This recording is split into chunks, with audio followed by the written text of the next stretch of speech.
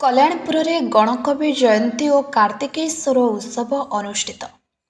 ଓଡ଼ିଆ ଗୀତିନାଟ୍ୟ ଜଗତର ଅପ୍ରତିଦ୍ୱନ୍ଦ୍ୱୀ ସ୍ରଷ୍ଟା ଗଣକବି ବୈଷ୍ଣବ ପାଣିଙ୍କ ଜୟନ୍ତୀ ଉତ୍ସବ କୁହୁଣ୍ଡା ପଞ୍ଚାୟତ କଲ୍ୟାଣପୁର ବଜାର କମିଟି ପକ୍ଷରୁ ଅନୁଷ୍ଠିତ ହୋଇଯାଇଛି।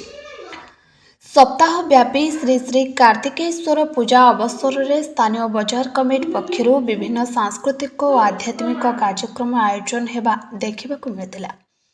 ଅନ୍ତିମ ପର୍ଯ୍ୟାୟ ଉଦ୍ଯାପନୀ ଉତ୍ସବରେ ଗଣକବିଙ୍କ ଜୟନ୍ତୀ ପାଳନ କରାଯାଇଥିଲା।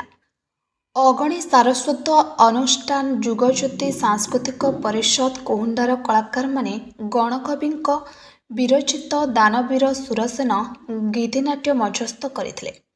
ଏହି ପରିପ୍ରେକ୍ଷୀରେ ଅନୁଷ୍ଠିତ ସାରସ୍ୱତ ସଭାରେ କମିଟିର ସଭାପତି ସାହିତ୍ୟିକ ଅଖିଳେଶପଦ ମହାନ୍ତି ଅଧ୍ୟକ୍ଷତା କରିଥିଲେ।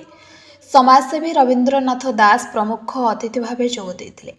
ସମ୍ମାନିତ ଅତିଥି ଭାବେ ପୂଜକ ଅନନ୍ତଚରଣ ପଣ୍ଡା, କମିଟିର ଉପସଭାପତି ଶେଖ୍ ଅଫିସରୁଦ୍ଦୋଲା, ଶିକ୍ଷାବିତ ନଗେନ ବେହୁରା, କମିଟିର ସମ୍ପାଦକ ସୁଶାନ୍ତ କୁମାର ଦାସ ପ୍ରମୁଖ ଗଣକବିଙ୍କ କାଳଜୟୀ ସୃଷ୍ଟି ସମ୍ଭାର ଏ ଜାତିର ଅମୂଲ୍ୟ ସମ୍ପଦ ବୋଲି କହିଥିଲେ।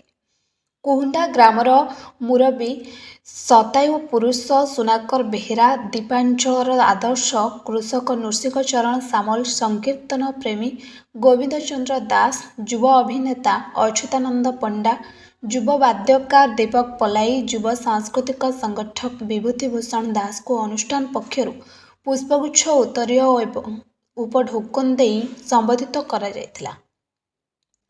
ଉତ୍ସବ ପରମ୍ପରାରେ କଲ୍ୟାଣପୁର ଗ୍ରାମର କଳାକାରମାନଙ୍କ ଦ୍ୱାରା ପରିବେଷଣ କରାଯାଉଥିବା ଲହୁଡ଼ି ନୃତ୍ୟ ଦର୍ଶକମାନଙ୍କୁ ବିମୋହିତ କରିଥିଲା।